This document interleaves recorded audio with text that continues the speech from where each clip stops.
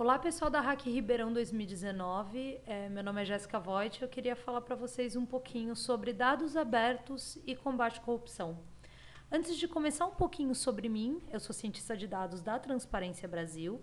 Eu sou mestre em ciência política pela Universidade de São Paulo e também entusiasta do uso de dados abertos e da inovação do setor público.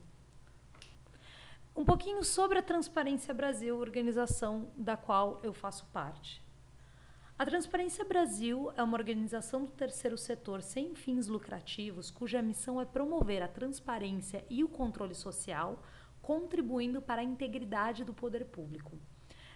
E a matéria-prima que nós usamos para isso são informações qualificadas, muitas vezes obtidas do próprio governo. Mais para frente, nesse vídeo, eu vou falar para vocês como nós obtemos essas informações. E como o cidadão pode fazer para fiscalizar o poder público? Bom, uma das formas que o cidadão pode fiscalizar o poder público é por meio de denúncias em ouvidorias de órgãos de controle. Então, um dos órgãos de controle que eu destaco aqui é o Tribunal de Contas Estadual de São Paulo, que é responsável por fiscalizar contratos celebrados com os municípios e com o Estado de São Paulo. Cabe lembrar que contratos do município de São Paulo são fiscalizados por um tribunal próprio, que é o Tribunal de Contas do município de São Paulo. Um outro órgão de controle que aceita denúncias em suas ouvidorias é o Ministério Público de São Paulo, que é responsável por receber denúncias envolvendo fatos praticados por outros órgãos e por agentes públicos. Esses dois órgãos também são espelhados em plano nacional. Existe o Tribunal de Contas da União, que fiscaliza contratos celebrados com o governo federal, e o Ministério Público Federal. Outro instrumento que nós utilizamos para fiscalizar o poder público é a Lei de Acesso à Informação. A Lei de Acesso à Informação é uma lei federal de 2011 que assegura que todo cidadão brasileiro tenha acesso a informações de relevância pública. Na prática, ela estabelece que a publicidade é regra e o sigilo é exceção. Essa lei se aplica a poderes executivo, legislativo e judiciário, às Cortes de Contas e ao Ministério Público, às entidades controladas direta ou indiretamente pelo governo e entidades privadas no que concerne o seu vínculo com o governo, ou seja, uma empresa privada que tem contrato com o poder público ou uma organização do terceiro setor que tem um acordo de cooperação ou também um outro tipo de contrato com o poder público. A Lei de Acesso à Informação estabelece duas vias por meio da qual é possível obter informação do poder público: a transparência ativa e os pedidos via e-SIC, ou transparência passiva. O que quer dizer transparência ativa? A lei estabelece que algumas informações têm que estar ativamente disponíveis nos portais dos órgãos que respondem à Lei de Acesso à Informação.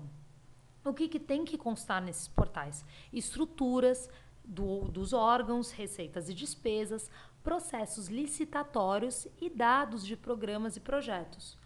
Um exemplo de portal é o portal de transparência da Prefeitura de Ribeirão Preto ou o portal de transparência da Câmara dos Vereadores de Ribeirão Preto. Ambos portais têm essas informações ativamente públicas para que qualquer cidadão consiga consultar. Tudo que não está em transparência ativa pode ser solicitado via e-SIC. O pedido via Serviço de Informação ao Cidadão Eletrônico, que é o que significa e-SIC, ele pode ser feito por qualquer cidadão sem necessidade de que se justifique as razões pelas quais o pedido está sendo feito. Além disso, o pedido não pode ser negado em função do cidadão.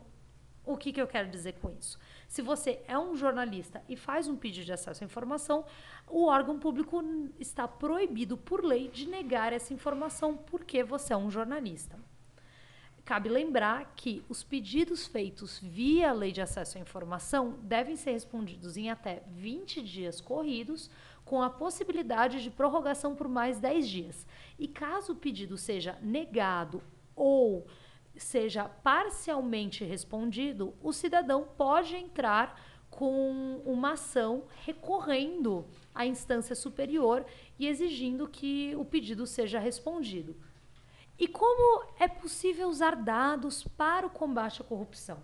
Bom, do ponto de vista do poder público, uma boa gestão dos dados mitiga os riscos de má gestão do dinheiro público.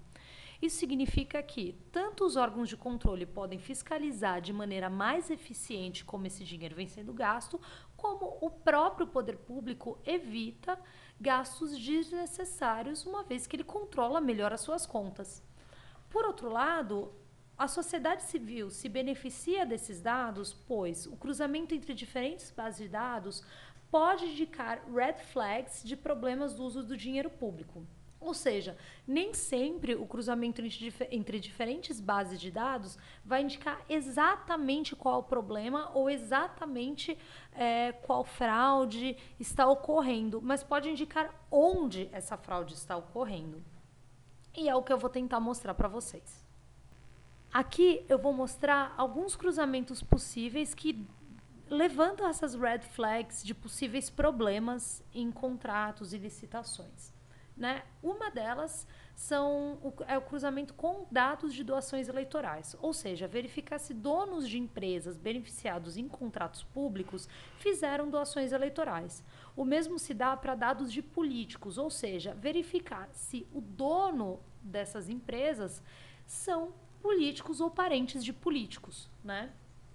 Além disso, a gente pode cruzar dados de diferentes empresas para ver se elas têm o mesmo dono ou se elas sempre ganham diferentes licitações. E, por fim, dar uma olhada em dados dos itens licitados ou itens comprados e verificar se os preços estão condizentes com o mercado. Normalmente, vê-se que há muitos problemas na hora de estabelecer qual vai ser o preço dos itens. E às vezes eles estão muito acima do preço de mercado. Isso é um outro red flag. E aqui eu queria falar para vocês alguns dos bancos de dados que vocês podem trabalhar na Hackathon de hoje. Um deles é a Prefeitura de Ribeirão Preto, né, o portal de transparência ativa, que contém dados das licitações e contratos do município. Outro banco de dados que vocês podem usar é do Tribunal de Contas do Estado de São Paulo. Ele possui uma API com informações de empenhos e pagamentos por município. E vocês podem consultar e cruzar essas informações. Nós temos também o banco de dados do Tribunal Superior Eleitoral, que possui um repositório de dados eleitorais, como, por exemplo, quem eram todos os candidatos e a prestação de contas, né, com empresas que prestaram serviços e doações eleitorais.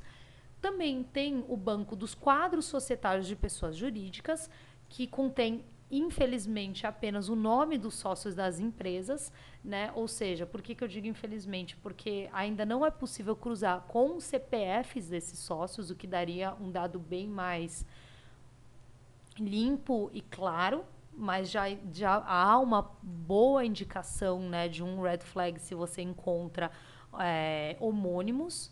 E, por fim, a base dos apenados do Tribunal de Contas, que contém as pessoas físicas e jurídicas impedidas de contratar com a administração pública no estado de São Paulo. O link para todos esses dados está na descrição do vídeo do YouTube. E aqui eu mostro para vocês alguns desafios que nós vamos precisar superar para usar esses dados, né? Atualmente, os dados da Prefeitura de Ribeirão Preto, eles estão fechados, ou seja, são PDFs. E eles não podem ser consultados em larga escala. Também falta informação de vários municípios para realizar comparativos. Vocês vão ver que a API do Tribunal de Contas do Estado, ela contém apenas algumas informações superficiais. Então, cruzamentos mais detalhados vão ter que ser feitos mediante a captura de dados no portal de transparência de outros municípios. Por fim, vocês vão verificar que existem alguns problemas no armazenamento de dados. Por exemplo, não há a descrição nos contratos idêntica de um contrato para outro, de forma que se possa automatizar a busca entre diferentes PDFs, e muitas vezes você vê também que alguns dados não estão muito claros, estão com a grafia incorreta ou às vezes até inexistem. Então, esses são alguns dos desafios que precisam ser superados, não só em Ribeirão Preto ou no estado de São Paulo, mas em toda a administração pública brasileira, para se conseguir utilizar dados de forma bastante eficiente. Particularmente, eu sugiro a vocês que seria interessante tentar superar alguns dos desafios na Hackathon de hoje. Vocês não são obrigados a trabalhar com isso, mas fica a sugestão. E por fim, queria agradecer o tempo de vocês e por ter assistido esse vídeo até o final. Convido vocês a conhecer o nosso site, conhecer o nosso GitHub com alguns relatórios que nós já fizemos e, se tiverem interesse, me escrever no meu e-mail jvoit@transparencia.org.br. Como eu falei, os links das bases de dados mencionadas vão estar na descrição do vídeo.